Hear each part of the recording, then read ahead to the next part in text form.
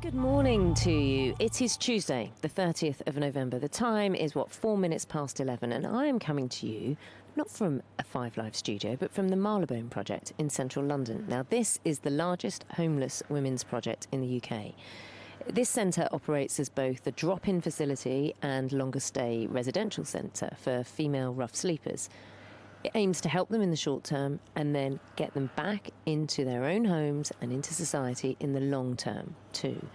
And I'm in the courtyard here in central London, so you may hear, well, actually, we're hearing seagulls. It's always unusual in the middle of London, but you may hear some traffic noise as well. But I'm sitting in this courtyard right next to a gorgeous bright mural against the wall, and then some artwork which was done by a local artist as well as a gift to the centre to say thank you for the work it's doing in helping women back on their feet.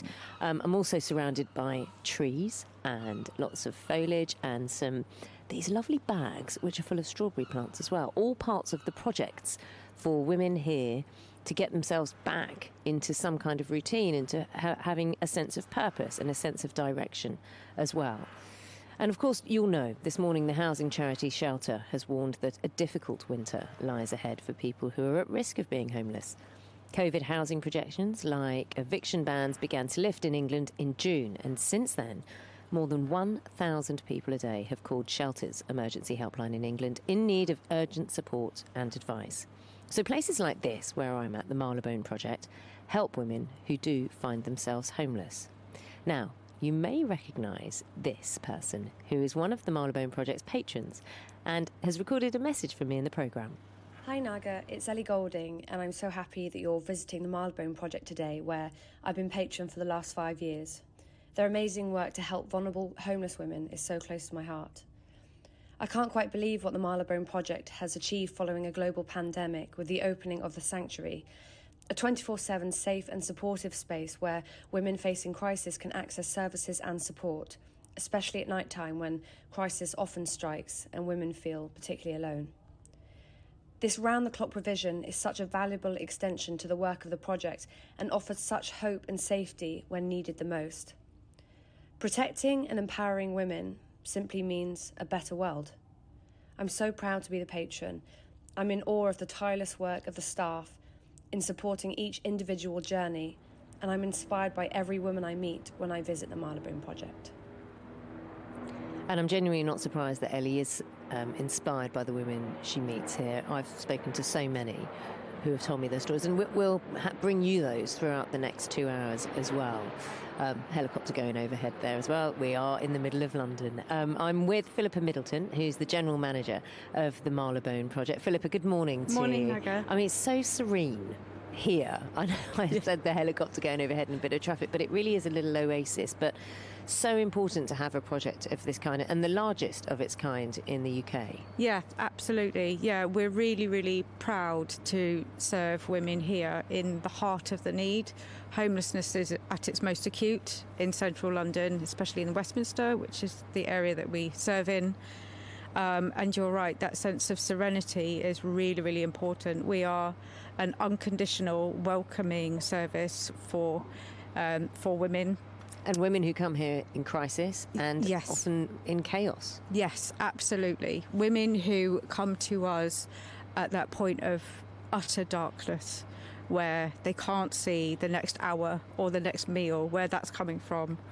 They've fled some horrendous situations that we can only imagine. And they come to us, and hopefully in us they find a sense of welcome, a sense of hope. And we are hopefully trying to be that light in the darkness for them, to be their strength. Talk to me about the definition of homelessness, because this is something I've learned as well, because I'm sure many of us have an idea of what being homeless is. So on the streets, for example, there is so much more to this. Absolutely, yeah. Homelessness is such a complex issue and becomes more and more complex. It's not just sleeping rough on the street, and especially for women for whom homelessness is so different from men. For women, homelessness looks like quite often women who don't have a place of their own, but they feel forced into staying in precarious and dangerous and risky situations because they deem that safer. A study that came out a couple of years ago estimated that 58% of women that are homeless have entered into transactional, unwanted sexual relationships to have a roof over their heads. That's homelessness. It's women who are forced into marriage and then have to flee that domestic violence. We have a number of women who are brought over into domestic servitude for whom they have no option. That's still homelessness. They don't have a place of safety and security. And so we want to be, and we are, that place for them 24/7. How is this place funded? This place is funded through many, many streams. We are a massive project. We are the largest in the UK. We have the journey from rough sleeping at that point of crisis, walking in off the street, to resettling.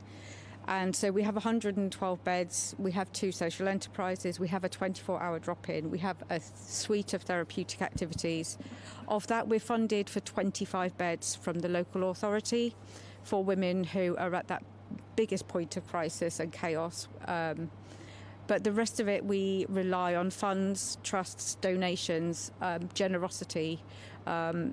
Is really what we've been fortunate to get a pocket of funding for nearly £500,000 to enable us to go 24/7.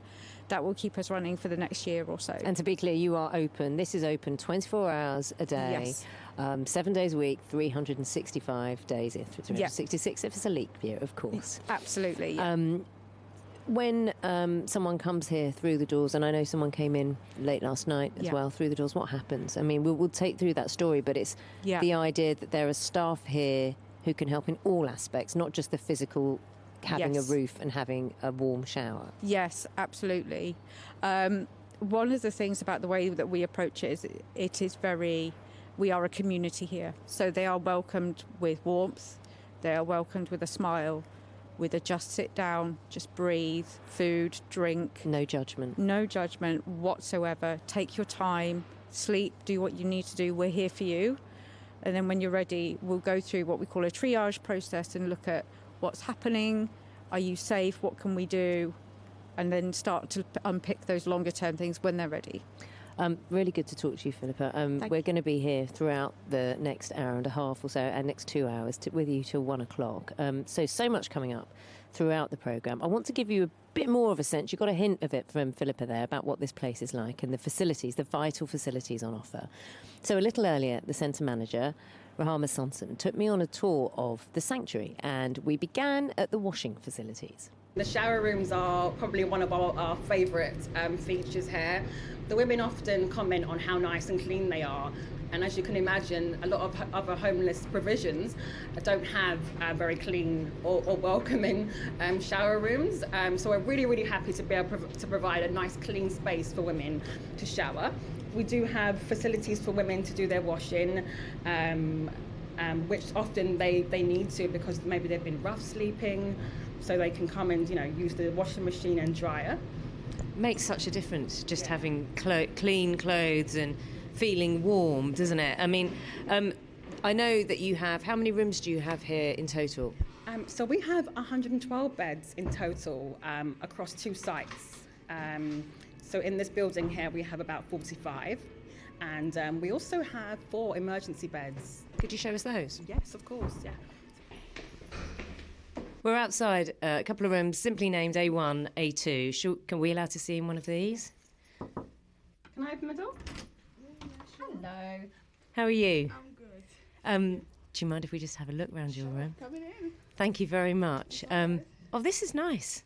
This is warm and cosy. Would you mind telling me how long you've been here? I've been 3 days. 3 days. And how do you feel being here? What difference has it made to you? It feels different because safe and warm, something place to have to stay. How much longer do you expect to be here? I expect to stay long. I don't want to leave, to be honest. I'm wishing to go upstairs. It was lovely to meet you. I wish you well. Well, Rahama, this lady was talking about upstairs. What is upstairs? Upstairs we have some of our resettlement beds. Where sometimes some of the women who stay in our emergency beds, we're able to refer them into a longer stay in a resettlement bed where they are supported to sort of gain more temporary accommodation and resettle in the community. And how long typically does someone stay? So in an emergency bed, they stay for about 28 days, and we're working tenaciously to try and find them somewhere to stay and to live independently in the community. But the aim is to get the woman settled from the e-bed, which is often what happens. And I've noticed, that everyone has their own room. It's a simple thing. I mean, the shared facilities in terms of bathing, in terms of showers, but they have a door that they can close and have a room they can call their own. That's so important. Exactly. We've heard some really horrendous stories from the women who've had to stay in a shelter environment, and often they're sharing with men, and they're literally terrified at night in those situations. So we're really pleased to be able to offer women a safe space, and as you mentioned, having their own room. And it just makes a massive difference to their mental health and well-being. Are there any men who work here?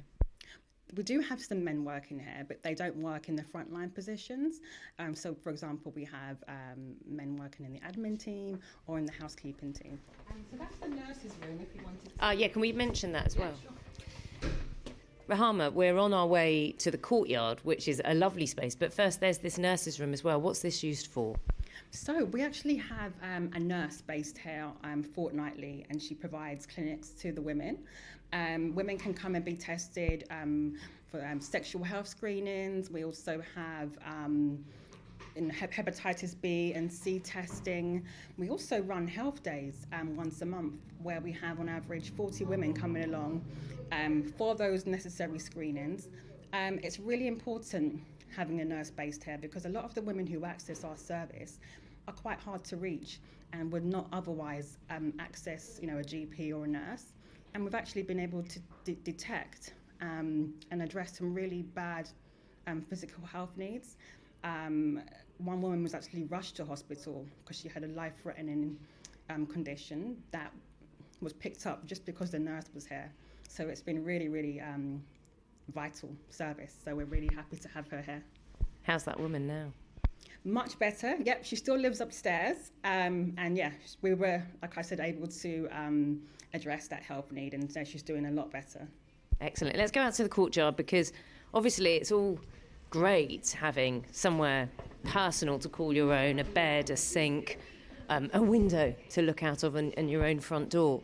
But equally, when you're spending lots of time here, outside space is crucial. But obviously, lots of women won't feel safe going back out onto the street to travel around, but just want that fresh air. So how important is this courtyard as we walk into it? It's actually quite a mild morning this morning. We're quite pleased, but there are lots of trees and flowers and murals on the wall, obviously really bright to kind of lift the spirits. But what happens in here? We have a variety of activities that take place in the courtyard.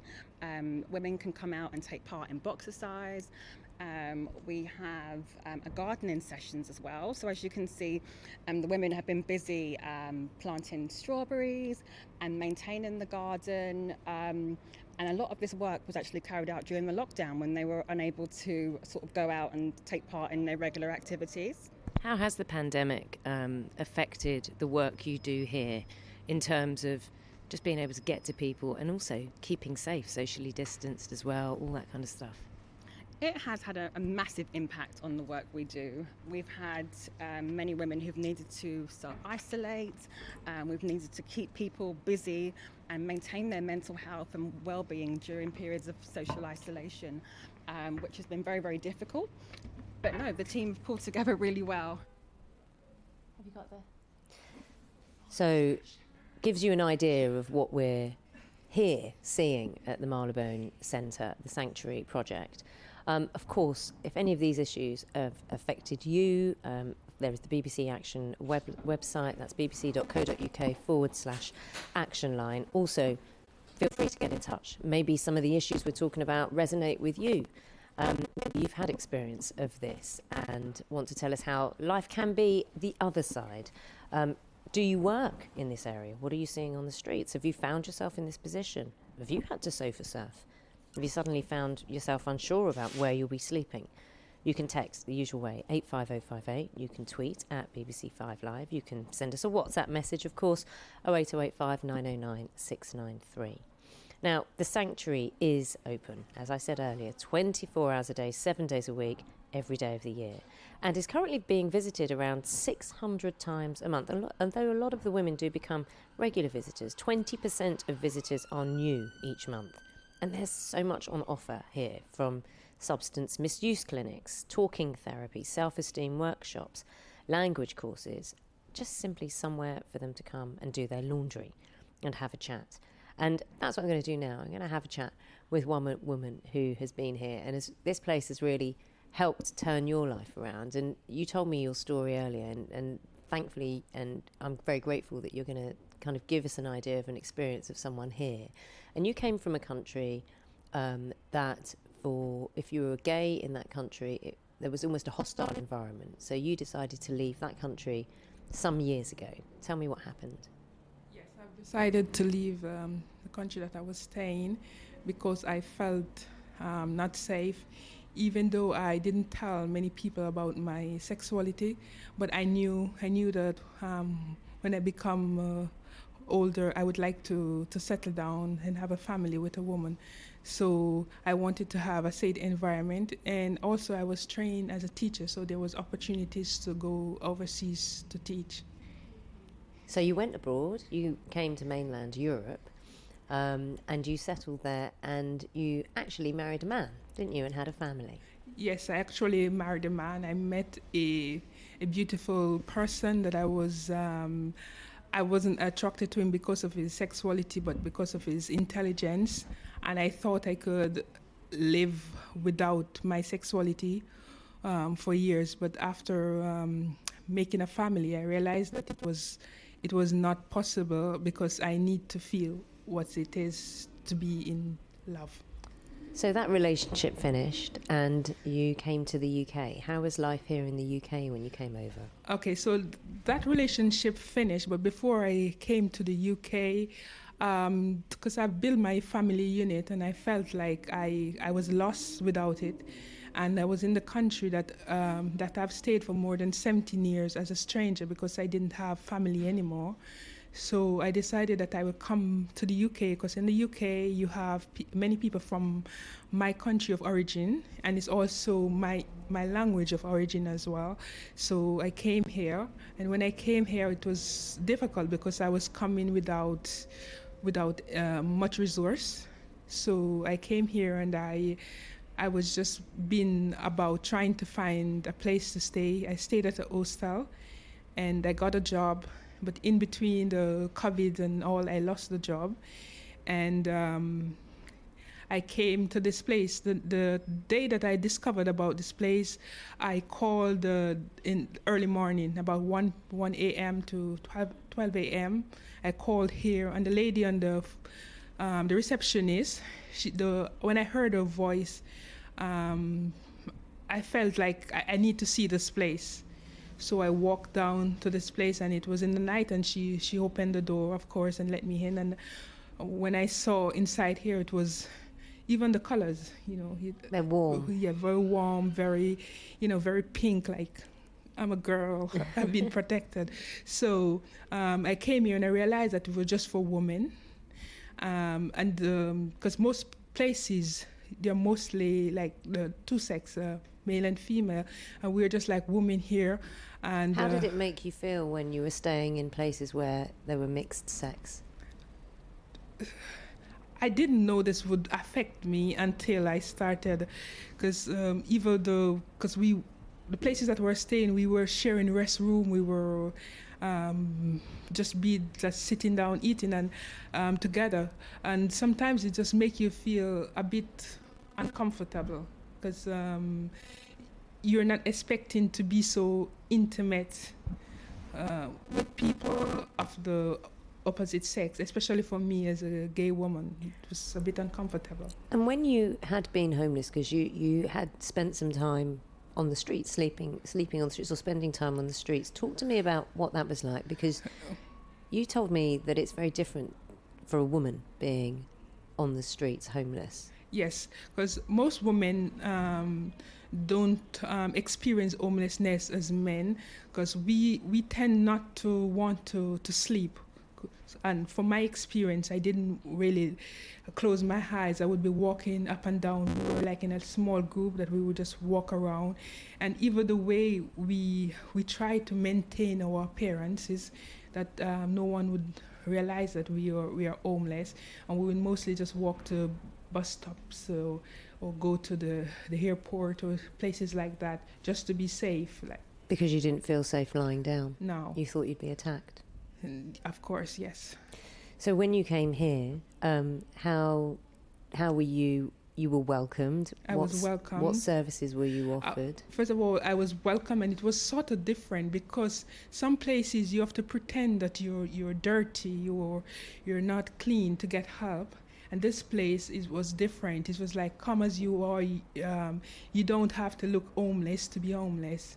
And also with the classes that they offer, because I am a writer, I write poems, and I started attending creative writing classes, and I started showing up my potential. I've been trained I've had 3 years of training in psychology, so I started showing that, no, I can do things. And one of the ladies here who work with diversity, she was really great, and I've been experiencing not just being provided for shelter and food, but as my greater needs.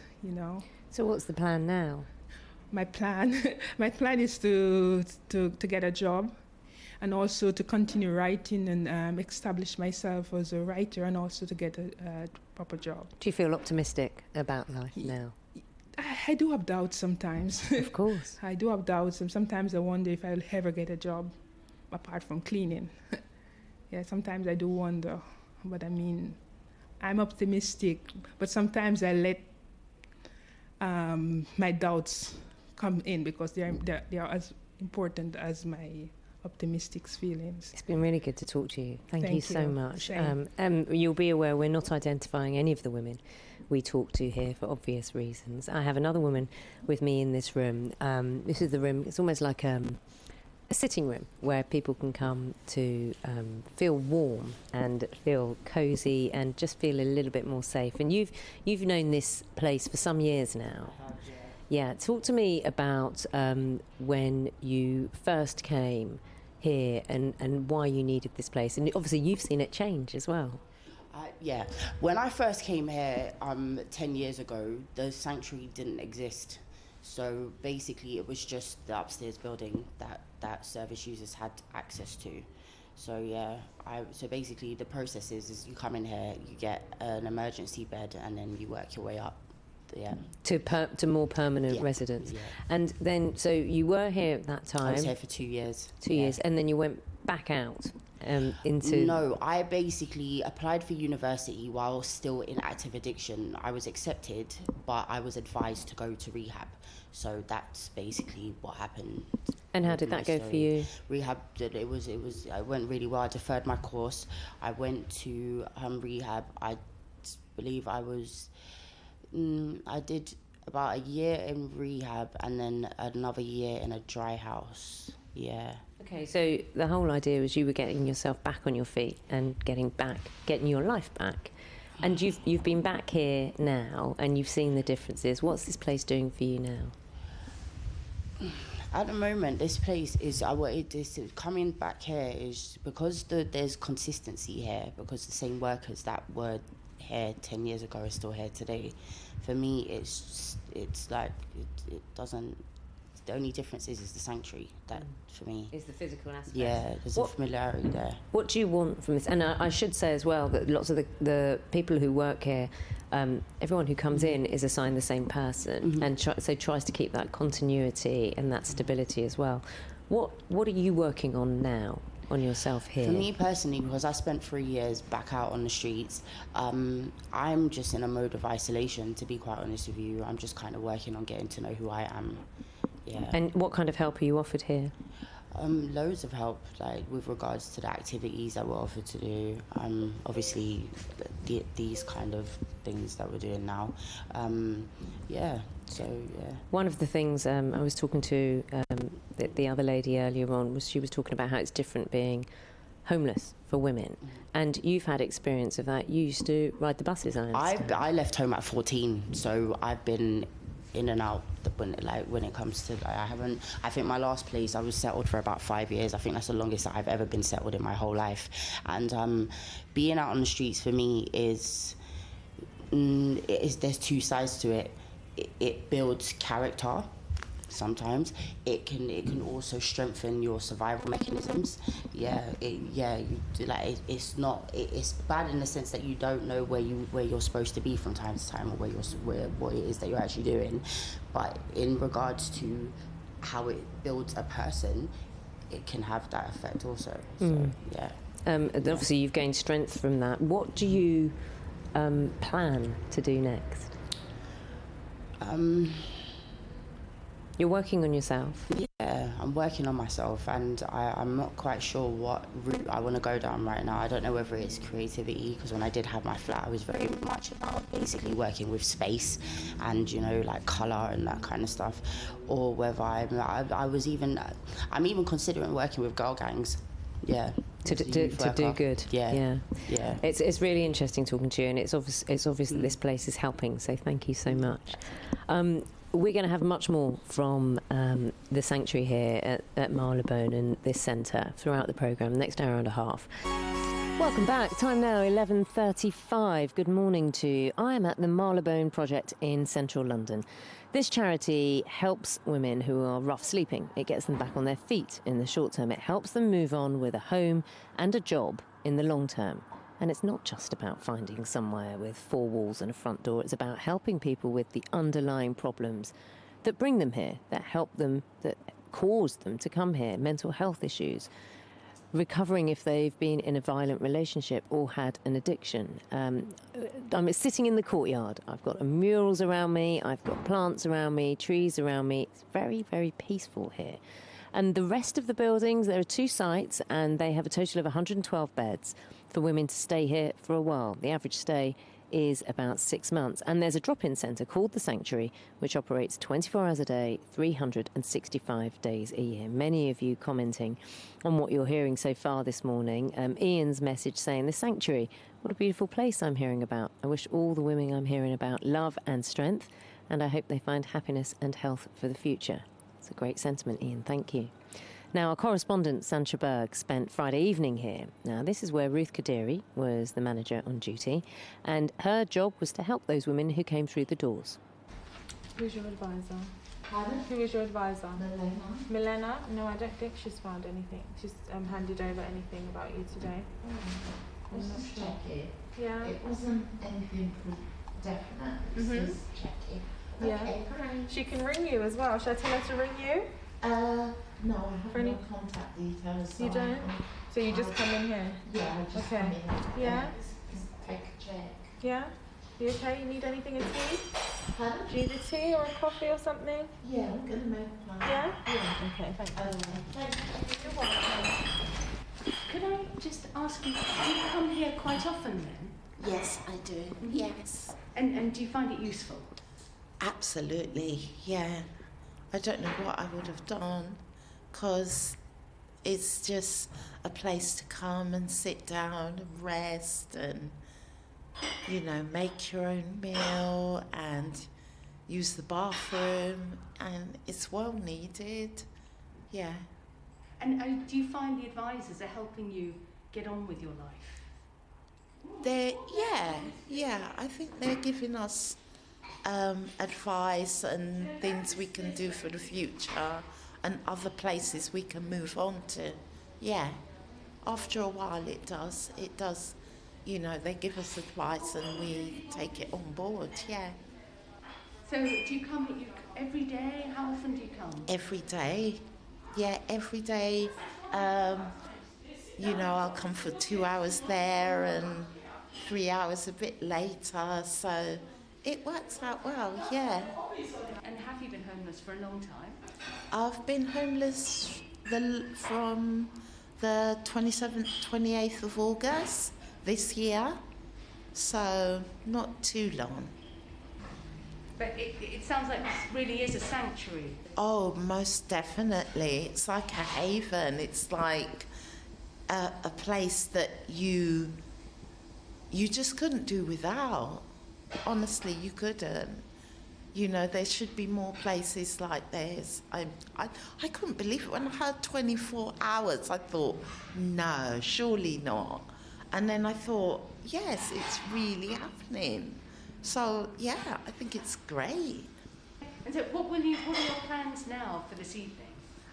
Just to sit here for about 2 hours and then go back out again and walk around and get on the bus and sit around. It can be quite scary, quite intimidating, isolating, but, you know, I'm sure things will change. I'm sure they will. Yeah. It's quite hard to sleep when it's this cold, isn't it? Yeah, it is. It is, yeah. But in a way it's good because you don't want to sort of fall asleep and make yourself vulnerable in an awkward sort of part of town. So, yeah. Is that just from a day? All these cups and plates, is it just one day? Yes. It's just one day. So it's been quite busy? Yes. For hostel, yeah. For me? Yeah. You want me to look for hostels? Yeah, Yeah. I said for help me. Florica. Florica says she's going to help you. How was your universal credit? Is it come? No, you need the journal. Do you need to go on the journal? Yeah. So you don't know when it's coming? No, he said it's coming. He said he is waiting for going on the job center. Is it coming this month? No, you need appointment for job Oh, you've got an center. appointment? Yeah. Oh, when is the appointment? Sorry? When is the appointment? I don't know. I need a new appointment. Yeah? For my universal credit. Do you want to log in? Florica, I understand, yeah. Yeah? So you want, so you're saying you want to come back? Yeah. You're going to come back to speak to Florica? Yeah. Are you sure? Yeah, sure. Because you can stay till 10:30. No, that's okay. Yeah. Because it's very far when you're sleeping. I'll let Florica Yeah. know that you're coming back. Yeah. Okay? Thank you so much. Bye, guys. Bye. Good night. They are Romanian. They basically have used the centre for a while, like the drop-in services like washing themselves and like laundry.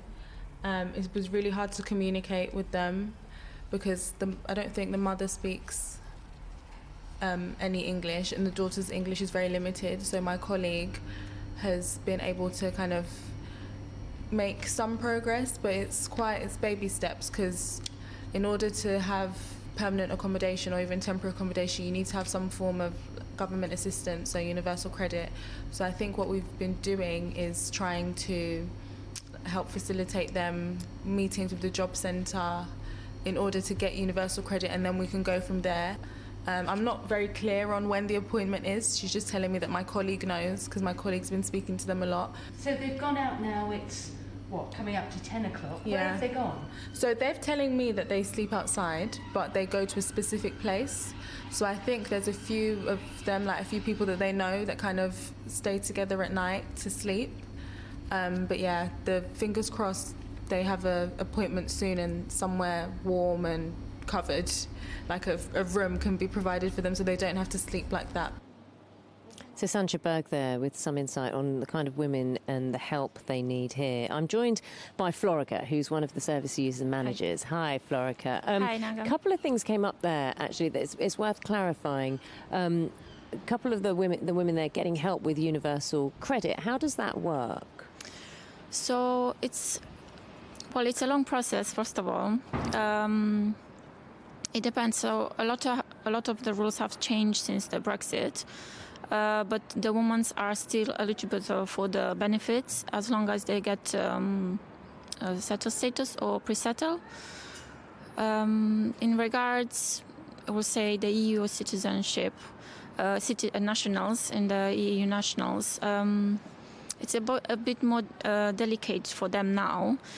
The process is even longer. So it's all about us gathering all the information, going back to their history,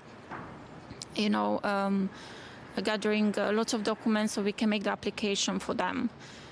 In terms of the benefits, I will say they are still able to get, as long as they're willing to get work as well. It's most of the most common problem that we find is the language barrier. So here at the day center, this is what we do. We are helping them learning more English as well. And I know that there has been a push here to engage much more with the Romanian community. Yeah. Why is that? And how many members of that community are you seeing here? Well, there are lots of communities, Romanian communities here in UK. We have, I do believe that we are over 5 million Romanians here, as far as I'm concerned. And but for our service users particularly, it's very important for them to be part of these communities because, as all of us, it's important to have friends, people that we can trust. And for me, I can see how important it is for them is for me to be here because it's this trust built, this relationship. So having this community, it's important for them. It's like a survival skill. They need a place where to go and to speak about their problems as well. And I know there is a very huge Romanian community in Brand that we're trying to link the Romanian service users. They come here. And so far, I would say in Westminster, I'm not quite aware of how many communities there are, but it's a little community here at the center. So when they come, they all gather around and they speak about how can you improve their lives even better. So it's even easier for them to collaborate with us. Yeah, of course. Thank you so much for clarifying all of that. And I should say, just in terms of how many Romanians are here, as Florica said, she wasn't quite sure, more than just over 1 million Romanians applied to the EU settlement scheme, which allows EU citizens to live and work in the United Kingdom after Brexit. Now, where we are here today in London is just one shelter, which is helping homeless women. But we know that this is a nationwide problem. The charity shelter has this morning released new figures showing that it's now receiving more than 1,000 calls a day from people who need help. It says 70% of those who contact them are already homeless or at real risk of losing their home. We can talk now to Polly Neat, who's the CEO of Shelter. Polly, good morning to you. Hi, thanks for having me. Hi, thank you for talking to me. 1,000 calls a day, more than 1,000 calls a day. How is that compared to previous years? Every winter is really an incredibly busy time for us, but we're really seeing things pick up this year, and I think we've got a bit of a perfect storm really, because we've got emergency protections that were put in place because of the pandemic all now disappearing, and then at the same time the cost of living is increasing. And of course, the kind of underlying housing crisis that has been there since way pre-pandemic is still there. And I think, hasn't really been resolved at all. And so the people caught up in that are extremely vulnerable this winter. The pandemic has obviously seen developments, of course. We've seen the ban on bailiff evictions, and that which was set up during the pandemic, now being lifted. What's going to be the impact of that? Well, exactly. I mean, there was a ban on evictions. There was protection for people under the furlough scheme as well, for example. There was an uplift to benefits, as we know, which has now been removed. All of this stuff, there was a whole program for rough sleepers called Everyone In, where people were accommodated in hotels. And all of that was an absolute lifeline for people. There's no doubting that. The problem we've got now is all of that has disappeared. But the fact that there simply are not enough homes that people on low incomes can afford to live in is still the case, and that's why we're seeing over 1,000 people every single day calling our emergency helpline. And it's thanks to our partners like M&S, for example. Buy a sandwich because it supports our work on the helpline, but it's only thanks to partners like that that we're able to answer as many of those calls as we are able to do. Now, I must say that we did get in contact with the Department for Levelling Up, Housing and Communities, which told 5 Live that it's spending an extra £66 million on helping rough sleepers into safe and warm accommodation and treatment services for drug and alcohol dependency this winter. It says the money will help to deliver the government's commitment to end rough sleeping by 2024. So there is a commitment there, Polly Neat. There's absolutely no way that the government is going to end homelessness when we've got an underlying housing crisis where we simply are not delivering homes that people on low incomes can afford. So when I say, we've got 1,000 calls a day, 70% of those are either homeless or at immediate risk, what I mean is that they simply cannot afford to pay their rent, and therefore they're facing eviction, and therefore, or they have been evicted, and they have got nowhere to go. That's the reality. Now, and I'm not criticising what the government are doing, but you can't end homelessness without homes. It's kind of the clues in the words, really. And it's something that we've spoken about on this programme a lot, about the housing. We were just talking about renting just yesterday and how demand is outstripping supply at the moment. Yeah. Can we talk about, weather? I know, without being trite, in the slightest. Yesterday, overnight, the night before, we saw temperatures plummet. I think Simon King was saying, we've seen a difference of like 16 degrees in the temperature today. I'm able to sit outside here and not be shivering, but and that's just for a couple of hours. Of course, the rules, not the rules, but the help that's being offered has changed, hasn't it, in terms of, it used to be, didn't it, 3 nights if there was 0 degrees or below? And now that's 1 night, but there are also efforts, particularly in this borough of Westminster, to get people off the streets if temperatures fall below a certain level. Yeah, so there are specific measures when it gets particularly cold, and that's obviously a good thing because of the sort of immediate risk to life. I mean, I would say, though, that when you're talking about rough sleepers, and we need to remember that rough sleepers are only a very small fraction of people who are homeless, but they are the most vulnerable, particularly at this time of year. When you're talking about sleeping rough, everything about sleeping rough is highly dangerous and highly traumatic, whatever the weather. And when it gets cold, that's even more so. So we do need as well as needing services like ours that provide immediate, and the people you've just been talking to, that provide immediate help to people on the streets and facing other forms of homelessness, we do need a proper long-term approach to this issue from government. Now we are seeing, of course, that COVID measures are being tightened. Do you see an impact on that in the work you're doing? Well, when the pandemic started up, before, and I'm talking kind of before lockdown really, and in between lockdowns, we did see people being evicted because landlords or the other people they were living with, so if they're sofa surfing, for example, with friends and family, we did see people being evicted due to having COVID or people thinking they had COVID. So I really hope that isn't going to happen this time as people sort of become more panicky about the Omicron variant. We really do need to make sure that people who are... Sorry, you were saying that people were being evicted because they may have had COVID?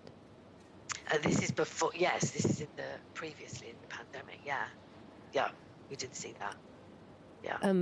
But I'm assuming that was through lack of education and understanding. Has that changed now? Well, the whole impact of COVID on people in overcrowded housing was incredibly severe. So we saw at one end of the scale, we saw people, who were told they couldn't continue to stay where they were due to potentially being infectious. But we were also seeing on the other side of it the absolutely devastating impact of people living in overcrowded homes, in temporary accommodation, for example, with shared kitchen and bathroom facilities. All of this has been an absolute horror story, really, of the pandemic that we've been seeing day in, day out. And it's getting worse again now because, as I say, the emergency protections have all come to an end, but living costs have shot up. Just a final word, Polly. What help is out there if someone's listening today, or someone knows someone who is struggling at this moment in time? What can be done immediately? So if you are at risk of homelessness, you can call Shelter, our emergency helpline, 0808 800 44 44. It's open 365 days a year. If you would like to support the helpline, buy a sandwich, Christmas sandwich from M&S. There's also a brilliant organisation called StreetLink. So if you see somebody who's sleeping rough, the best thing to do is to contact StreetLink, and they will send somebody out to help them and hopefully to get them into some form of shelter. So that's kind of the two main things that people can do. Polly Neate, CEO of Shelter, thank you very much for your time with me today, and offering some insight into what the situation is in the UK, particularly. Just to let you know, I mean, you may have heard some comings and goings here. I'm sitting in the courtyard at the Marylebone project here in central London. People are coming and going because they're getting up with the day, kind of seeing what they can do in terms of what they can learn. We're approaching lunch, of course. We'll get an insight into kind of how that system all works. And I've also been seeing various people walk around just kind of getting ready. You know, there's the washing facilities, the laundry room, people using that as well, getting themselves organised. And I'm sitting with Lola. And Lola has been at the Marylebone project here for a year. And before that, Lola, you were sofa surfing. Talk to me about, and Lola's given us permission to use her name. Talk to me about what life was like when you first came here, how it changed. My life is changed. Last year, this moment, I've been homeless, and I've been in Victoria Street, Victoria Station, and I knock all the door until I came here. So you can imagine when you're homeless, you need warm place. We need to take a shower like everyone. You need to have nice food, warm food. So when I came here, like I get a lottery. Like you won the lottery? Yeah. What have you done here? I know you've been studying. I do childcare course, and tomorrow I'm gonna start old care course. Older people? Yeah. What do you want to do with that? I'm gonna work. I love to help the people because I do a lot of voluntary job with Angel Street and many community for the homeless people, and I love to help because I get the help, and I would like to help someone else. Talk to me about what it's like where you're staying. You have the importance of just having your own door that you can close and have your own space. Yeah, it's very important to have your own place, your own room, and we have a lot chance here. We have a food, ready food, and we can cook. We have laundry, washing. So, you know, and those are just the basics that most of us expect to have. But there are the things like just getting your hair done that can make you feel better. Oh, yeah, a lot of things. Like I do gardening. I'm florist. I do gardening here. The time I want to come, early morning, night time. And I do a painting. I have like 3 painting. They put it in the day center. I'm so happy. I feel like someone important. And you see people looking at your work. Yes, so you can imagine if you do something and everyone they tell you, "Oh, Lola, you are artist," and I'm not artist, but I'm well, you so obviously happy. are. And they believe in me in here, so it's very important for me. What has this done for your self-confidence and as you look to the future? If someone they believe in you, and they trust you, and they give you the chance, you never get it from somewhere else. So I do a sewing class, IT class, and I do a running club sometimes. And we have a lot of activity to do here. So I'm so happy to be here. And more important, you know, when you find a help from someone trust you and give you to the chance to believe in you. This is very important for me. And they take us, or said, to do some trip. And Sunday we've been a hairdresser. More than 3 years I didn't be the hairdresser, and it's like 4 people to do my hair, washing, cut it, blow dryer, get a coffee, some gifts. So you can imagine I'm so happy. Well, it looks marvellous. Yeah. It looks marvellous. You have a very impressive mane there. Very impressive. Yeah, and it's very important, you know, to believe in you and to have someone to treat you like princess. Yeah.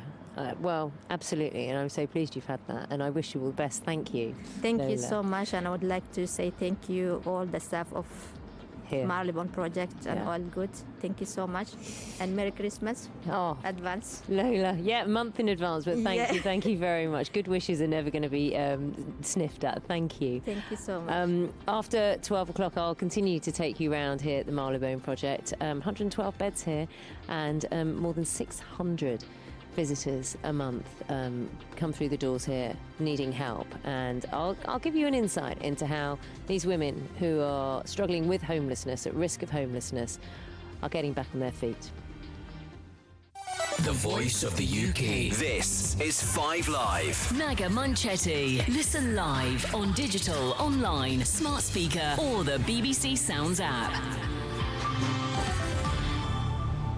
Good afternoon. It is 4 minutes past 12. So I'm here at the Marylebone Project in central London. We've been looking at the issues of homelessness, and I was just talking to the CEO of Shelter, and you've been getting in touch. Duncan's been in touch and says that I've been a rough sleeper. There are lots of reasons people sleep rough, and lack of housing is one of the least important. You won't end rough sleeping, no matter how many houses you build. What do you think?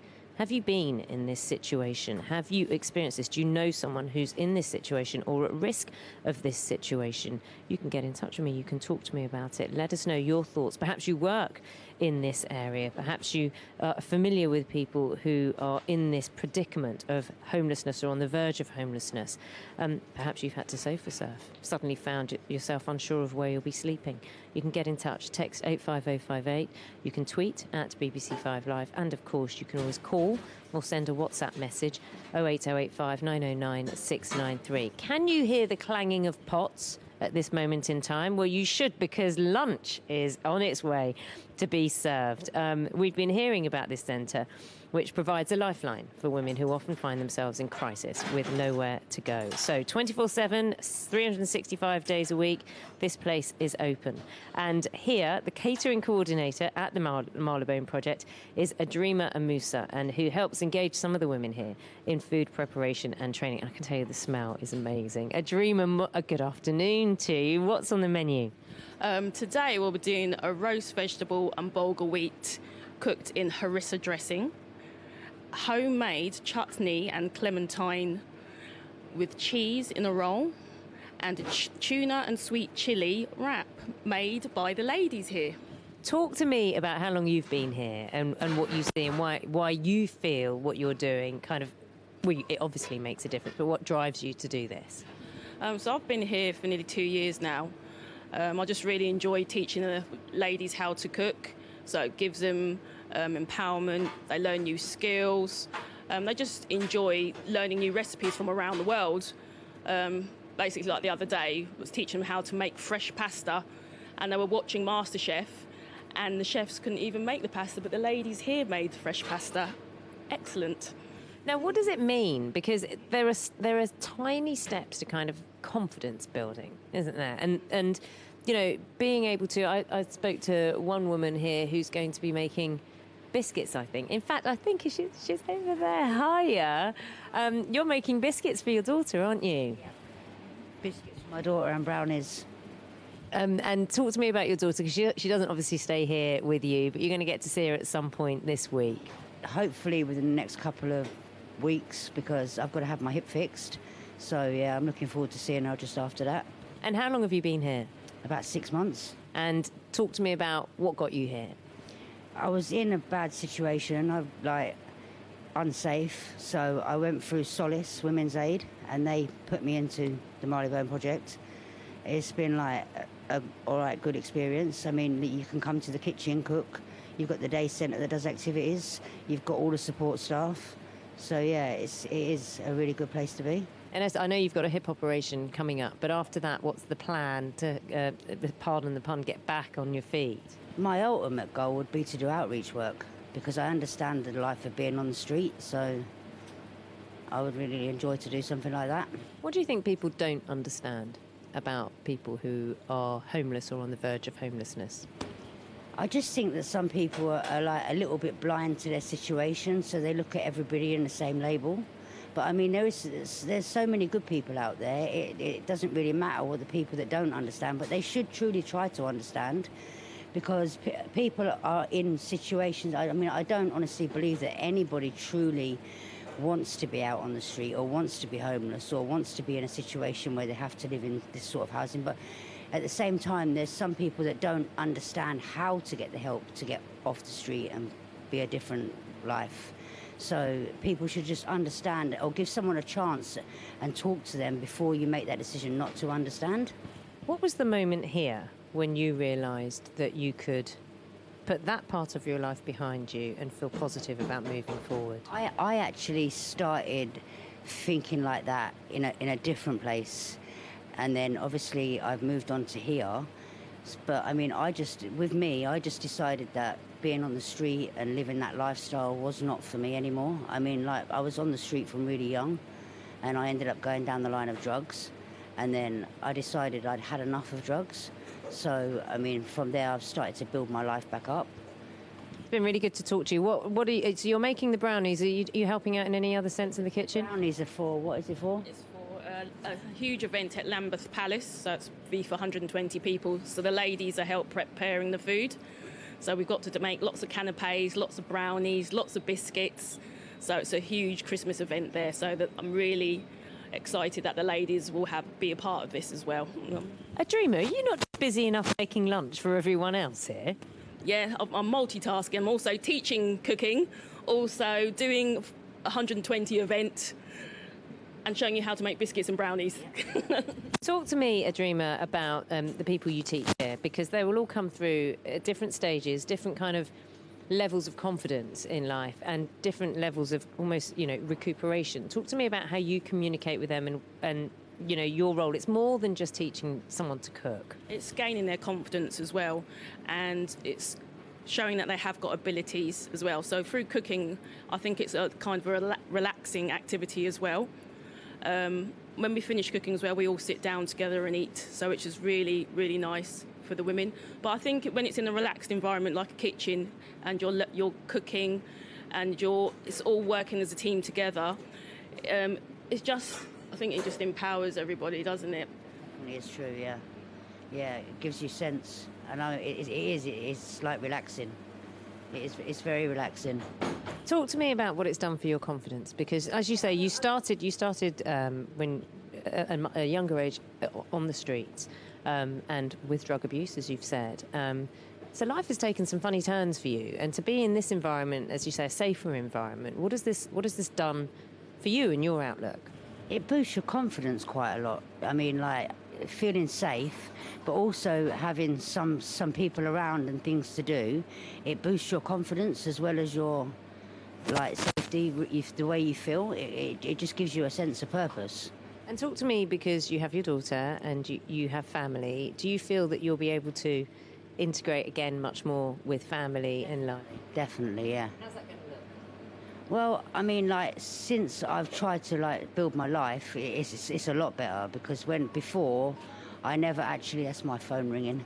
That's all right. I actually didn't interact with them so much, and so since I've been here, I really have. Please feel free to take it. You take it. That's obviously that's what happens with live radio. Obviously, important phone calls need to be taken. Adrima, it's really interesting, isn't it? Because we're listening to how these stages and the stories you hear, of course, from women, you know, we know what it's like. I remember cooking with my mum, you know, or cooking with friends. That's when you break bread and, you know, you exchange stories. Talk to me about stories that have affected you, that have touched you. So for the past year, I was teaching a lady how to cook, and she started off actually sleeping on night buses. So I've seen her come in from that start. So she was a day centre user, a sanctuary user, and she just wanted to enjoy some cooking lessons. So from there, she gradually got confident, speaking to people, learning new skills, because at that time she was feeling very low. A year later, she now has a full-time job. She even popped in the other day because she doesn't come to the Munch food cooking lessons on Friday. She wanted to pick up recipes, so she does pop in now and again. So I showed her how to make fresh pizza, the pizza dough. So to treat herself and her friend, to celebrate where she is at now in life, she was going to make her some fresh pizza. So to me, that was really touching. But I do try and keep in contact with people if they want to be in contact with me, but they do always pop in to see me to grab a recipe from me because they still want to learn. So I'm glad that I've left it with them, that they want to still learn new skills, because before they couldn't cook or they weren't eating healthy because obviously they're on the streets. So it's really nice and engaging that at least I've changed their mindset in some place of like, yes, healthy eating, learning to cook. Cooking for myself is empowerment for the ladies as well. How did it change during lockdown? Because obviously everyone was in their groups and their bubbles and everything like that. And I imagine not many people could come into the kitchen. How were you able to kind of keep your place, you know, in communication? So during lockdown, we decided to prepare baking boxes. So during that time, we did over 300 baking boxes for the ladies during that year. So we weighed up all the ingredients, left the recipes in the box, left them at reception for the ladies to pick up. So they'd let me know how they got on with their recipes. And these are ladies that are here in the permanent room. Also, the sanctuary day centre users be able to pick up recipes as well. The ladies in support services and also the ladies in resettlement as well. So we just left them baking boxes, and I'd said them to send pictures of their bakes as well. So that's how we got through lockdown, because I needed something to do as well, and also to learn new recipes, eat healthy as well, because we get such fantastic donations from FareShare. I try and base the recipes on the FareShare donations, so we never have to buy any food in. It's always recipes through FareShare, and it's normally seasonal food as well, and healthy food, except for my brownie. Yeah. I was going to say, the brownies, I mean, they look great, but that's not exactly healthy fare. Tell me how your cooking's improved. Sorry? How's your cooking improved? I've always been okay at cooking, but yeah, I didn't know how to make biscuits. I certainly didn't know how to make brownies. So yeah, it's helped a lot. I didn't know how to make bread. I was going to visit my little girl, and we wanted to make garlic bread. So I learned how to make it here, and then I went there and we made it together. So. And how did it go down? Yeah, it was all right. It was a little bit doughy, I've got to admit, but yeah, they was all right. Adreem, obviously you told her what had gone wrong there. I said, follow the recipe, measure exact ingredients. Yeah. That's what I always say to the ladies when they come back to me and go, oh, this went wrong, and I go, oh, because you cheated, went ahead with the recipe. It wasn't so much like that. It's like when you've got a 7-year-old girl that just wants to like... Yeah, but I mean, they did turn out good, so apart from a little bit doughy, like I said, because I made them like this size rather than this size. And I'll just describe for you what this lady was saying. She made them a little bit too big. So I suppose if you imagine like a cookie size rather than a little dough ball size, perhaps, that they should have been made. Listen, I want to tell you a message that's just come from someone who's texted in, who says, "Hi Naga, I always love your show, but today is even greater than ever. Homelessness is a scourge on our country and should never happen, but sadly it does. The work going on here is wonderful. Please send everyone there a hug from me," which is a lovely message, because I think, and I'll get your thoughts on this, you know, that like you were saying before, homelessness is so easy to put in a box, isn't it, and to ignore. It is, but before I say that, a massive hug back, thank you. Yeah, it is, it really is, and that is true. But support like that gives you a smile, which fills the heart. Thank you very much. Oh, I've just seen a dreamer give a hug to his lady as well, because it does matter. And I see this as a touched you, a dreamer, as well. Yeah, it always does. It brings a smile to my face when I see the ladies happy. And even the small things, if I'm doing something small, like just showing them cooking lessons or how to eat properly, I'm so happy that it puts a smile on their face, and they'll take them skills further as well. So who else have we got in the kitchen here now?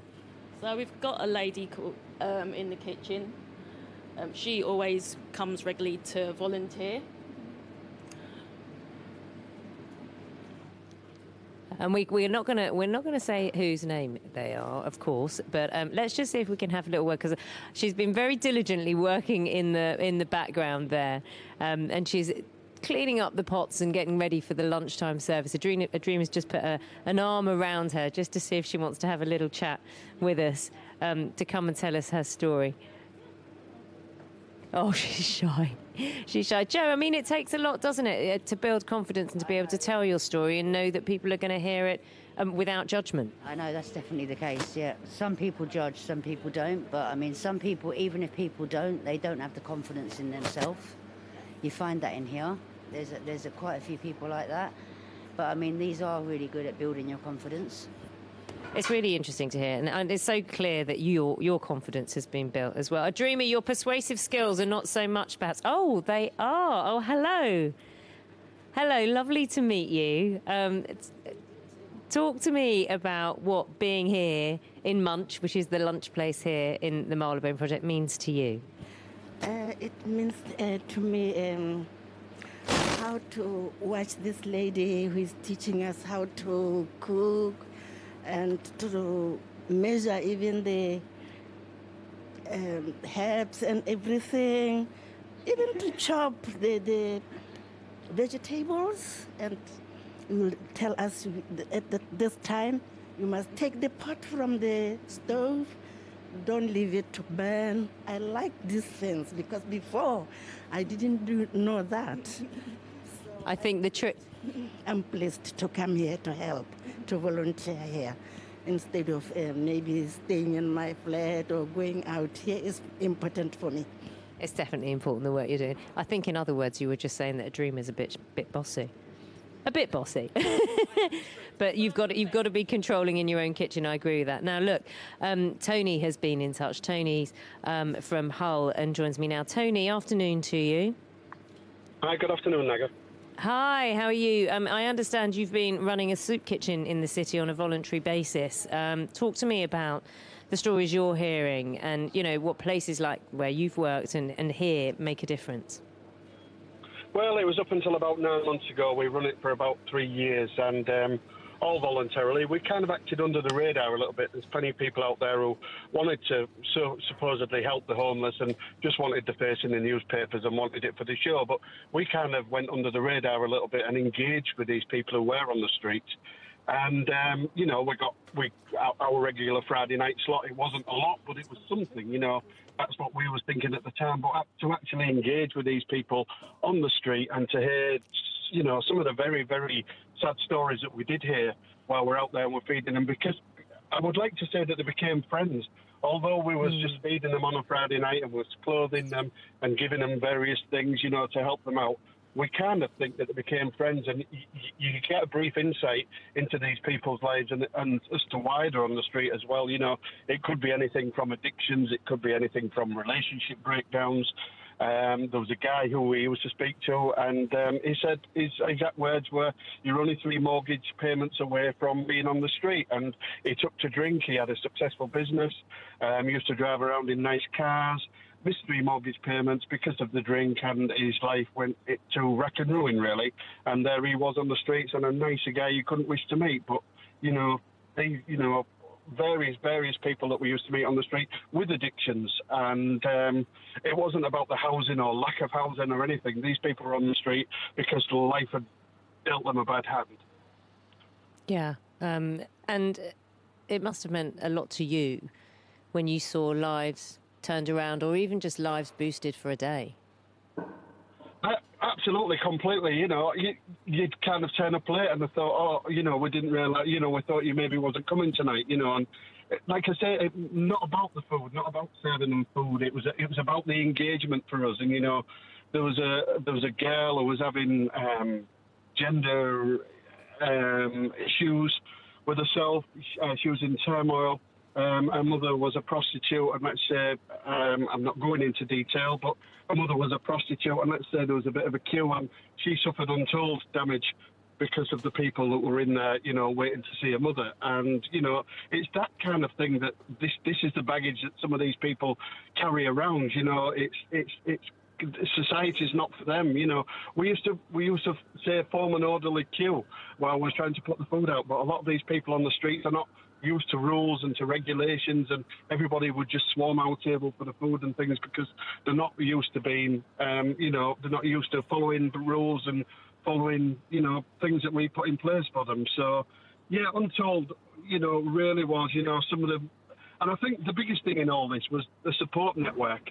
I think a lot of them, when we talked to, there's a common theme running through their homelessness is that when things went wrong for them, they turned around and they didn't have a support network with them, whether it be through a family breakdown or mothers and fathers in prison or that. They didn't have that family support. That seemed to be an overriding issue going through when we was talking to these people, is a support network, the support bubble that me and you and I would rely on in times of trouble to stop a blip turning into a disaster.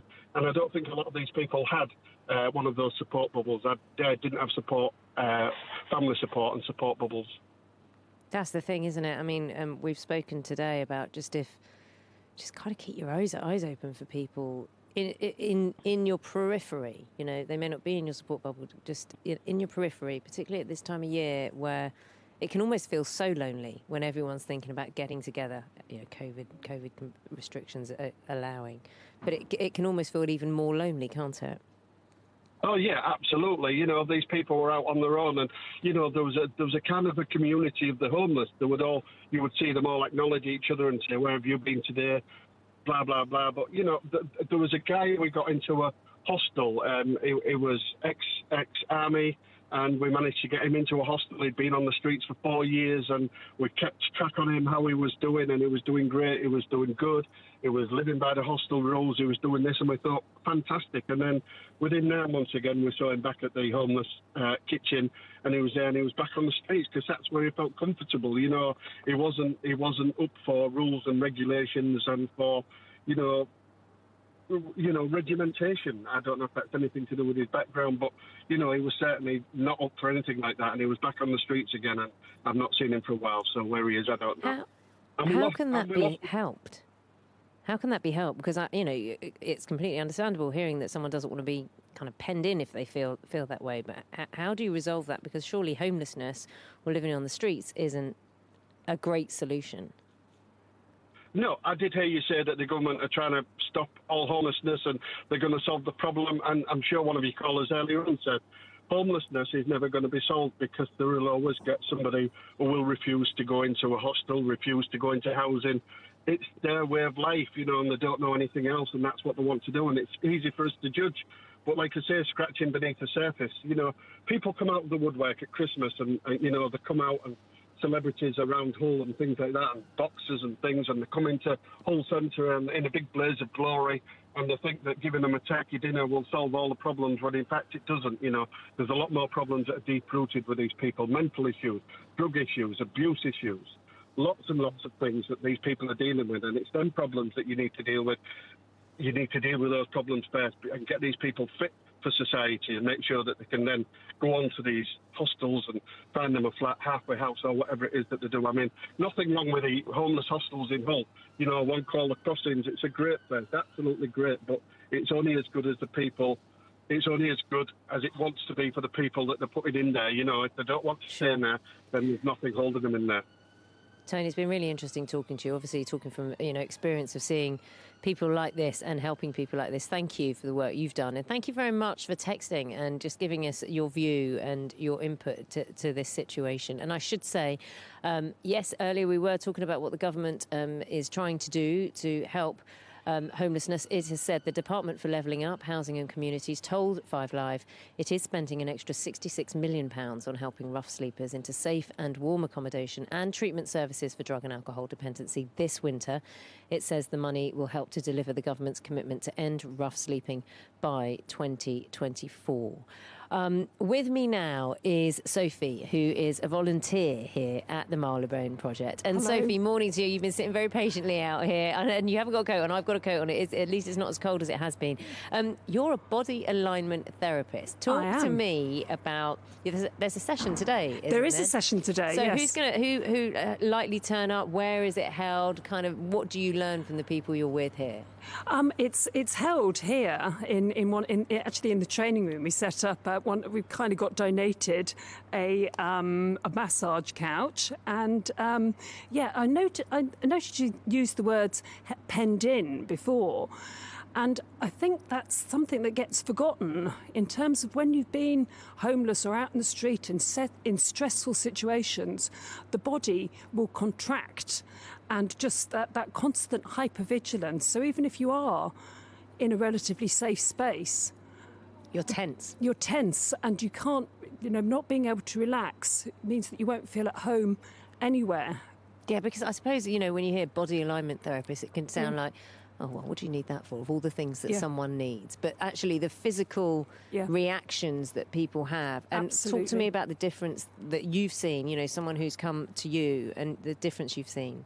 Well, I think if you want to try and make the world a better place, you have to try and start making people feel safer and feel safer in themselves, and that they can rely on themselves. And when your whole being is consumed by just keeping alive and keeping safe, it takes a toll, and there isn't room for anything else. And so I've seen people just feel more at home and feel more relaxed, and then being able to take in. So today what will happen? It's just there's one chair. There's one massage therapy chair. It's a massage table, and all I do, it's a bit like having yoga done to you. So it just settles the nervous system. It's like having an MOT done, and so everything just runs a bit smoother. And what's the difference you see in someone, from the start of the session to the end? People feel that they're more able to cope, and that they can just feel more relaxed and not that constant hypervigilance and just feeling scared. It's almost like the body can just have some time to relax, to not have to fight. Exactly, and that restorative, even if it's just for a minute, it just allows that release and a feeling of peace. Yeah, you can't knock it. Sophie, thank you for the work you're doing. What time do you start? I'm in the middle of it. Oh, sorry, I'll let you go. You jump up, you get going. Sorry, thank you. Okay. That's Sophie here, who's a volunteer, who's a body alignment therapist. It is 12:30. Let's get the news and sport. BBC Radio 5 Live. The voice of the UK. Naga Munchetty. Listen live, pause, rewind and discover with the BBC Sounds app. Good afternoon to you. It is 12:34. Hope you are well this Tuesday. Coming to you from the Marylebone Project in central London, a place which is set up to help people, women who are homeless, get back on their feet. Be it long-term solutions needed, short-term respite shelter. I'll be talking to you a little bit more about what's happening here and the people who have benefited from this place as well throughout the rest of the programme, the next 25 minutes. I do want to step away from here just for a moment, though. It's important that we catch up on the latest on the Omicron variant. The Prime Minister is expected to set out more details later on how the booster jab programme is going to go. So our political correspondent, Ione Wells, joins me. Ione, afternoon to you. Hi, Naga. Hiya. So we're going to hear from Boris Johnson. What are we expecting to hear? That's right. We're expecting to hear from the Prime Minister later this afternoon, and this is all kind of off the back of, obviously, the press conference that we had over the weekend, where he outlined a little bit more about the government's response to this new variant of COVID. And, of course, on the weekend, he announced some more restrictions which have come into force in England today, things like wearing face coverings again on public transport and in shops in England. Also, the need to self-isolate if you've become in contact with someone who's got that new variant as well as some tightening up of the travel restrictions and testing rules around travel as well. Now, I think today the big thing we're expecting to hear from the Prime Minister is actually around his sort of drive to get people getting their booster jabs. We know that boosters, i.e. the kind of third jab after someone's been double vaccinated, are now going to be rolled out to any adults who have had both their second jabs. I think a bit like the last time, these are going to be prioritised by age group, so likely that he'll talk a bit about how that's going to work, and the NHS calling forward people kind of as their age group by age group to go and get their booster jabs. And I think also, while he might not be setting kind of specific targets of how many they're going to try and get boosted every day, I think he's certainly going to stress that they want this to be a really ambitious booster programme. And certainly, I think, a lot of encouragement from him later today for people to take up those booster jabs. Also, it's about where you can get your jabs as well with this big push with the NHS. I think local pharmacies perhaps could be involved. That's right. I think there's going to be definitely involvement from local pharmacies again. That's what the government has suggested. I think we might hear a little bit more about their sort of plans to ramp up the infrastructure and roll out of these jabs themselves. Of course, pharmacies were involved with the sort of first push of jabs. I had my second dose at my local pharmacy, so I know that's something which has already been utilised, but certainly something that's going to be expanded in this wave of the second booster jabs. Now, I think as well as obviously kind of the encouraging the take-up, we can probably expect him to have some questions on sort of what we know about this new variant as well. And at the moment, we don't really yet have a kind of any definitive global evidence about vaccine efficacy or any new update on the efficacy of when it comes to this new variant. But certainly what the scientists are urging is that those who are vaccinated, those who take up their booster jab will be certainly in a better position to fight off this new variant and other forms of it too.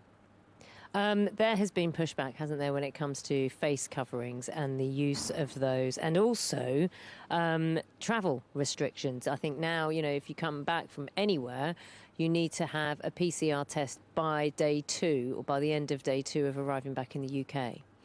That's right. These are the sort of tightening up of the rules in England, as I say. So now, as you say, more face coverings and more places in England. That's kind of brought England in line with other parts of the UK where face coverings have already been required in some of those public spaces like shops in Wales, Scotland, Northern Ireland. So now the UK kind of more on a similar footing when it comes to face coverings. But certainly, as you say, also a tightening up of travel restrictions too. It used to be the case that when you were coming back to the UK, you just need a lateral flow test now on day 2. That was something which was only recently changed, actually, and now that has been changed back to the requirement for a PCR test on day 2, and people will need to self-isolate until they get a negative result of that PCR test. So certainly make it another sort of barrier potentially for people who are returning from abroad to the UK. And also, of course, the reintroduction of the red list for certain countries in Africa. I think there's now 10 Southern African countries that have been added to that red list. So anybody coming back from those places will not only need to do those tests, but also have to quarantine in a quarantine hotel. Ione, always good to talk to you. Do we have a time yet about when this news conference is from Boris Johnson? We're expecting it in the afternoon. I think from around 4 p.m. this afternoon we'll expect an update, although sort of subject to changing, but we'll expect an update from the Prime Minister later this afternoon. Doesn't it feel like it did when it all first started and we had those 4 and 5 p.m? I know, it's just as everyone's winding down at the end of their day, and then we get the latest update. But we'll be here bringing it all to you as ever. Of course we will. Ione, thanks so much. That's our political correspondent, Ione Wells there. Press conference from Boris Johnson a little later this afternoon, anytime from around 4 o'clock. OK, I am here at the Marylebone project, excuse me, in central London.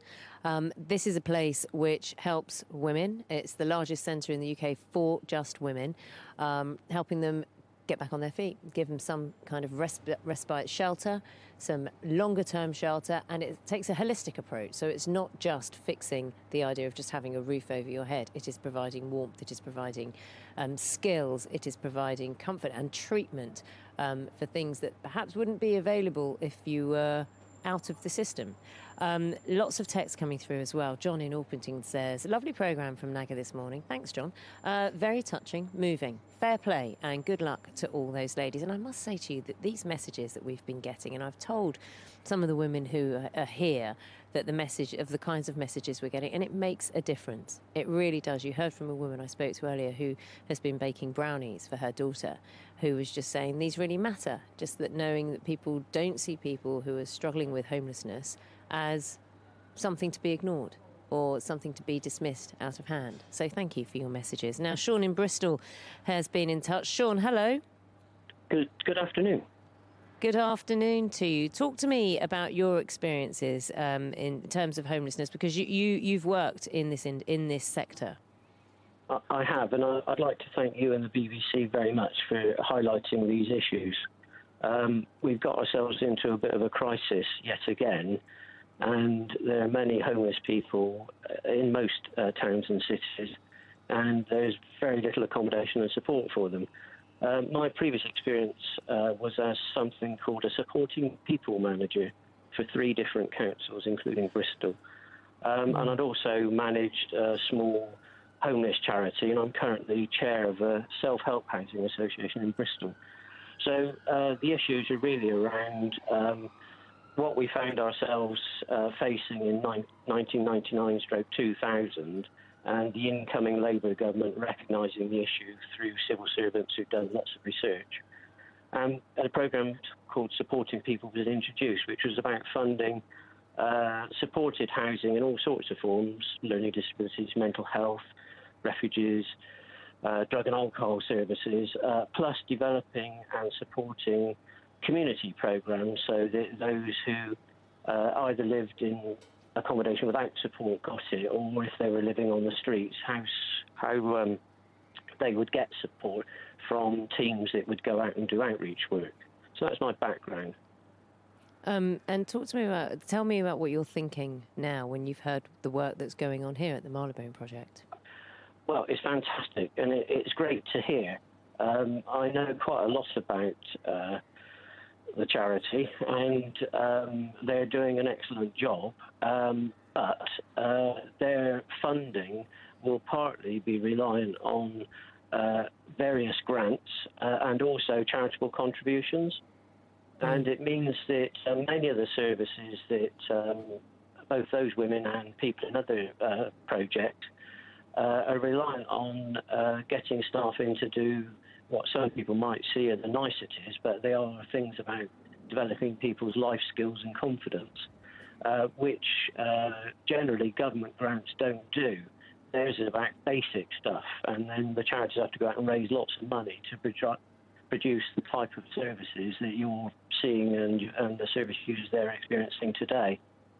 And I will say the Department for Levelling Up, Housing and Communities, has told 5 Live that it's spending an extra £66 million on helping rough sleepers into safe and warm accommodation and treatment services for drug and alcohol dependency this winter. And it says the money will help to deliver the government's commitment to end rough sleeping by 2024. As you say, though, Sean, and as we found here, it's the extra services, the ones that perhaps don't seem so obvious, that make a difference. Yeah, it's quite ironic, really, that the government should make these comments. Most governments do when they're forced into a corner, so that's not particularly political, but it is the current government that cut so much funding from local government, which were ring-fence grants to make sure these basic services kept in place. And only now, when we've got into a real crisis situation, and they have to finding pots of money to fill in. And I suppose with the COVID epidemic, less charitable donations have been made. And if you look down any high street, you can see some of the charity shops that help fund some of these services are really struggling at the moment. You're the chair of a homeless housing association at the moment. Are you seeing an increase in requests for help? Well, it's slightly different because we do some direct access, so people can apply to us directly. But with most accommodation and supported services, they are via contracted services with local authorities or through third parties. So it's the councils that keep the statistics and will note the increase in services needed. But I have to say, if we had another 100 properties with a couple of bed spaces in each, we could let them. There are that many people who really need support, and they need sustaining support. So it's not just 6 months support or a year.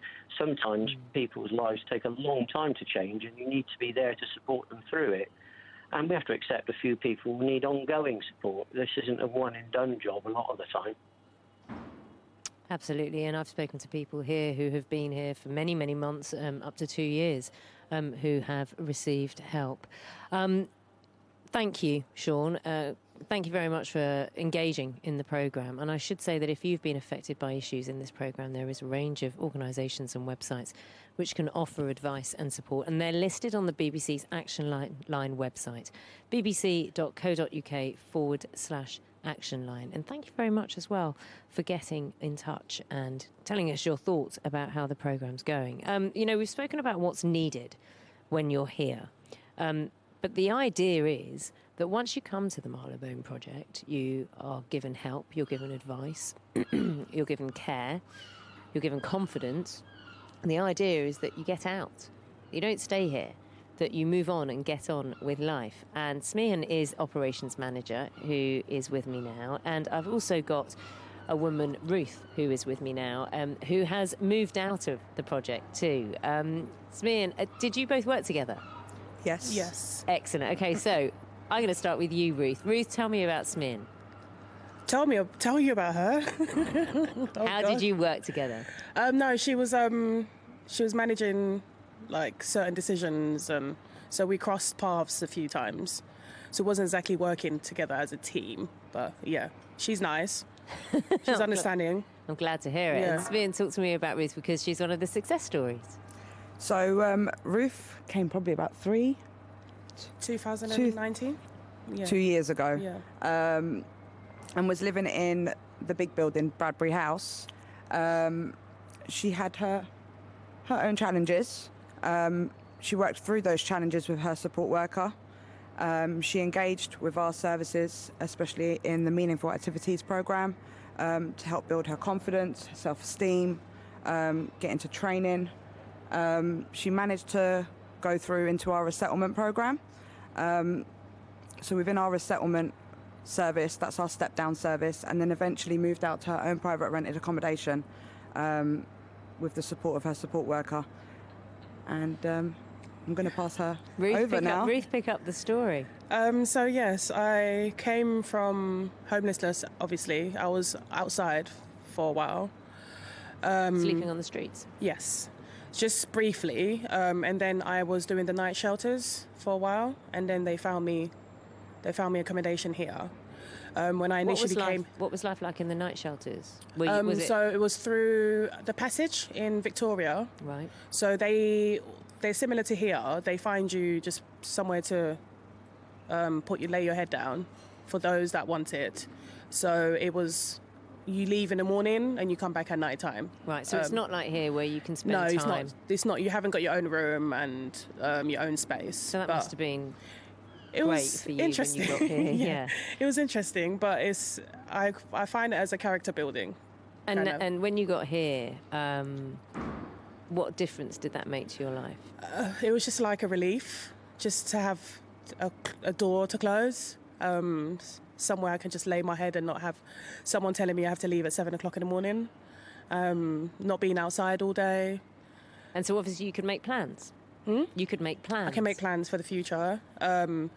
Obviously initially I wasn't able to make plans because I was so broken when I came here. But living here helped me a lot. Working with my support worker, I had a few issues here. But if you put a lot of women under one roof, it's going to happen. Different characters. But I enjoyed staying here because it got me away from. I was around people that was in similar situations to me, and it was good to talk to other women and find out their stories and how they got themselves out of certain situations. And yeah. So what was kind of your progress? How did you have that planned out, and what was your aim? So I came here with substance problems. So I was able to get myself into therapy. I'm on an alcohol recovery program now. It's been like nearly a year. So it was from coming here to leaving, it was like a step-by-step of things in place to help you for the future. And I was able to achieve that. You said you were broken when you came here. How would you describe yourself now? I'm still a work in progress, but compared to where I was 2 years ago, I think I'm in a much better place. I'm smiling more instead of crying. I have more hope for the future. I see certain things happening for me, now. Tell me like what? So I set up a workshop here with the women, setting up T-shirts. So that's where I'm going to, like, setting up my own businesses, helping other women get themselves back on their feet. Yeah, that's it really. And where are you living now? Not exactly where, I don't need to know exactly where, but what kind of I'm accommodation? In Cricklewood. What kind of accommodation do you have? And do you feel secure? Shared, it's supposed to be shared, but I have my own. It's my own room, the kitchen's mine, and the bathroom's mine. I share with one other person, this old guy called Hugh. He's Irish guy, so we have cup of teas and stuff together in the morning, so that's my little partner in crime at the moment. Figuratively speaking, Yeah, of course. Smear, you must feel so proud when you see people like Ruth, you know, moving on, standing on her own 2 feet, you know, with plans now. But it takes a long time, and it takes a lot of effort from all parts of the treatment here. That's the reason why I got into this field, but it does take a lot of patience. It's not something that happens overnight, and that's a joint effort from the staff and from our service users. We both need to be quite patient with each other, because some of our service users might come, they might make some progress, maybe 4 or 5 months down the line, and then they might go back a step again. A lot of staff might feel that they haven't put in as much effort as they should have, but it's not. It's a joint effort at the end of the day. People go backwards in life, they go forward. How frustrating is that? Because you can see, and I know there are women here who've had that, I've spoken to them, who have left and then come back, and obviously the aim is get them to leave and never have to come back. It can get quite frustrating, but I think with experience you learn to become less frustrated. It's part of life. We all go through ups, we all go through downs. It doesn't always go our way. And I think once we get our service users to understand that it happens, you've gone back doesn't mean you go back completely. You can still take those steps to go forward if you want to. What kind of training do you offer here, specifically to help people back into work, for example, back into community and everyday life? So we've got a Women into Work program, and that's part of our Meaningful Activities program. But specifically for women that are moving out, we've got an It's Your Move program that we do for 6 weeks. And that's to prepare them for what's on the outside when they're moving into another community. What do they learn during that? Tenancy sustainment, how to pay their bills, where to go to if they're in crisis or if they're in need, what support is out there in regards to substance misuse, mental health, citizen advice, for example, immigration issues, the debts and benefits, challenges that we've faced with our women when they've come is they've lost a lot of their PRS properties because they didn't know what to do if they were in debt or if they had a housing benefit issue. And that's the type of things and skills that we need to build.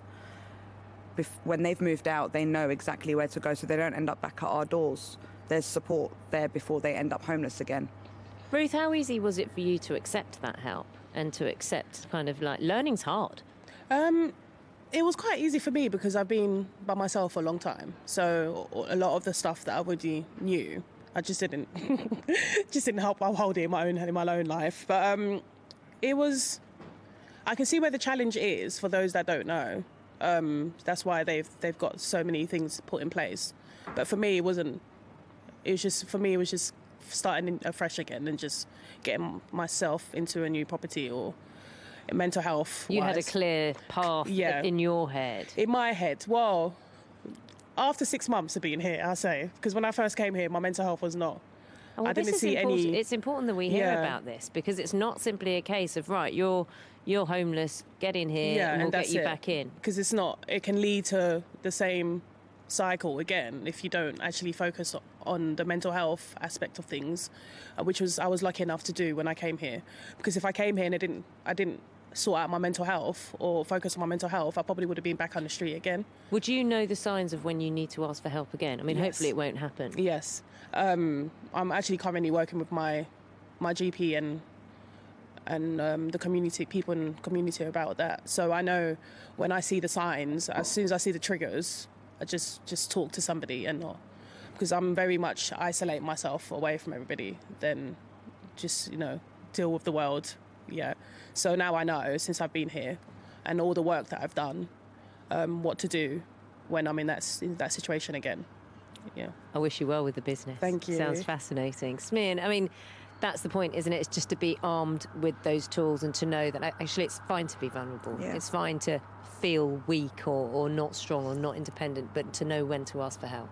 I mean, there's people out in the community that suffer with mental health, substance misuse. It's about knowing where to go when you need that support. So it's not about keeping our women here just because they have a mental health issue. Once they move on, they're always going to have that mental health issue. It might come back, it might not, but they need to know where to get that support, and that's whether it's from their community mental health team, GP, local counselling services, and even us. They will come back and try and find out what we have on offer, or whether we know of any sort of resources that they've got in their area. Smearn, thank you for the work you're doing. Operations manager here. Ruth as well, thank you. I should say, if you've been inspired by the Marylebone project this morning and you want to find out more, do take a look at the website. It is www.maryleboneproject.org.uk. Now, a dreamer has just joined me, has just come out from the kitchen, and you may have heard about the lovely brownies that were being baked earlier, and she has a plate of those. Please take a seat, a dreamer. You squeeze into that seat with the awkwardly placed microphone. Tell me what you've brought me out. Well, because it's brownie o'clock now. Wait. It's brownies. And enough of the whole team. Honestly, if you could see my team's literally hovering around, waiting for us to come off air. Look, let me talk to you. A dreamer, you've made these, obviously. How many days are you here each week? I'm here 5 days, but if we do have functions on, it could be 6 days. So it always depends on functions. And obviously at the moment it's getting busier because lockdown is lifted up. So we're getting more and more people demanding munch food for their events, which is really good. Now, I know that your mum inspired you a lot to cook. What would she be thinking about what you're doing now? She'll be great that I could be cooking, because when I was younger, she just used to feed me with her cakes, so that's probably why I love cake so much. It's great. And how many women have you managed to help, do you think, kind of get back into workplace or into some kind of independence when it comes to cooking, feeding themselves, organising themselves? You've been here for a couple of years. Oh, so normally for cooking lessons before lockdown would have up to 6 ladies in the kitchen at a time. So every Friday it's always full for up to 4 ladies. So through the year, that's a lot of ladies. That is a lot. Look, you're doing brilliant work. Those brownies smell fantastic. Thank you so much. Lunch is being served here. Thank you very much. Nihal is up at 1 o'clock. Nihal, you were talking about this just yesterday. So important. Sorry, I didn't hear a word you said because my wife decided to call at 58:30 and I just had to say to her, you do know that I do something at 1 o'clock, don't you? So I didn't catch anything that you just said because I was just not being rude, obviously, to my wife, because that wouldn't work out well for me. I was just saying I'm kind of busy right now, so my apologies for that. What I was saying is, no, that's fine. You've been talking about homelessness and what to do, and I know it's a subject that you were covering on the programme yesterday to make sure, that we're aware. We're aware of what people are going through and the charities, the work that's going on at the moment. That there is help out there, yeah. Absolutely. So anyway, I've had a fabulous time here at the Marylebone Project. It's been a real eye-opener for me and the team here at 5 Live. And thank you as well to all our listeners for their comments.